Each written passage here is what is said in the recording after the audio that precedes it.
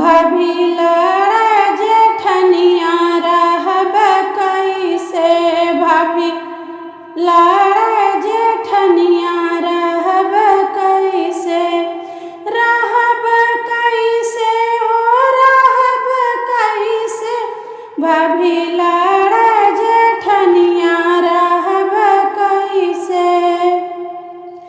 हमरे जेठनिया के बड़ी तीखी बोलिया, हमरे जेठनिया के बड़ी तीखी बोलिया, बड़ी तीखी बोलिया हो, बड़ी तीखी बोलिया।